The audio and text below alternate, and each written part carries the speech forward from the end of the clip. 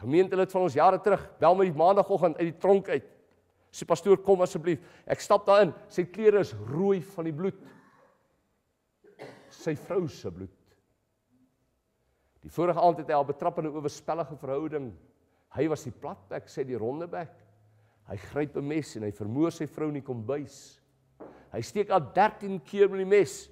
Hy sê, weet jy pastoor, toe ek opstaan, toe besef ek eers wat het met my gebeur. Iets het van my besit geneem. En Kain slaan sy eie broer dood. Karaktereienskappe van 'n persoon met vrees: kwaai, perfeksionisties, moet alles perfek reg doen, anders word hy dalk verwerp. Humeurig, manipulerend, dominerend, beneek, krities, afbreekend, skerp tong, aanvallende maniere, onredelikheid, aggressiwiteit. Karaktereienskappe van iemand wat vrees in sy lewe het. En die oomblik as jy die vrees uithaal, verwyder ek die karaktereienskappe. Nee, sê vir my, jy is nou maar soos oupa grootjie. Jy het dieselfde nikke. Nee, my vriend, jy kan verander. Dis jou kinders gesê, jy kan nie verander nie. Dis nonsens. Een ontmoeting met die Here verander jou lewe en ewe skielik word jou karaktereienskappe vrede en vriendelikheid en geduld en sagmoedigheid en hoop. Kom ek neem u nou na die woord toe. Wat sê God se woord aangaande vrees? Die eerste een wat ek voor u het is Job 3 vers 25. As ek iets vreesliks vrees, kom dit oor my. En die ding waarvoor ek bang is, kom na my toe. Ek het geen kalmte, ek het geen stilte, ek het geen rus nie, of daar kom onrus. Dit wat jy vrees, dit het reeds met jou gebeur. En ek dink by myself, ek wonder, wat is hierdie ding wat na my toe kom? En ek sien in die woord van die Here, dis 'n gees. Want in 2 Timoteus sê hy, for God has not given us a spirit of fear, Afrikaans sê, want God het ons nie gegee 'n gees van vreesagtigheid nie, maar van krag en liefde en selfbeheersing. God has not given me a spirit of fear. So agter jou vrees is daar 'n gees.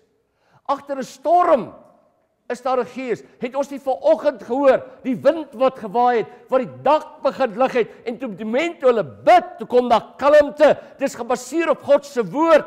In daardie see was daar 'n storm.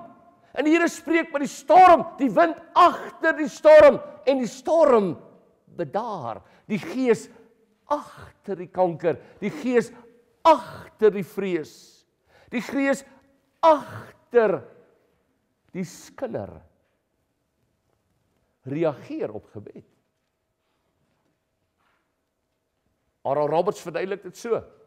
Hy sê op 'n muntstuk, aan die een kant, God has not given you a spirit of fear, so hierdie vrees kom van Satan af.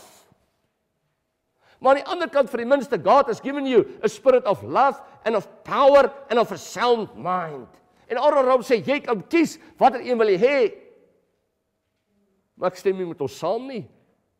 As hierdie vrees eers van jou besit geneem het, het jy geen keuse nie. Jy's 'n gevangene. Hoekom raak jy ontslaaf jou vrees vir konflik, jou vrees vir finansiële ondergang, jou vrees vir hoogte nie? Jy kan nie.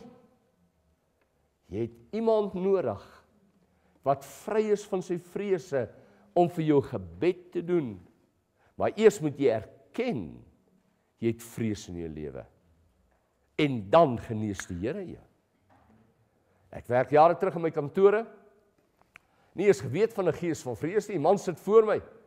Ek kan sien die ou's vreesbevange. Hy kan nie praat, hy stotter. In die volgende oomblik kan ek nie praat nie, ek stotter. En ek besef die ding wat hy het ek ewe skielik. En ek hardloop in die bidkamer in en ek roep uit, ek sê Here, verlos my van hierdie vrees. Die volgende oomblik kom daar 'n gees van vrees na my toe aan. Soos 'n nat kombers val hy op my en hy versmoor my en ek ruk daai deur oop en ek hardloop uit, ek sê Here, verlos my van hierdie vrese. En die Here gee vir my een skrifgedeelte wat my hele lewe verander.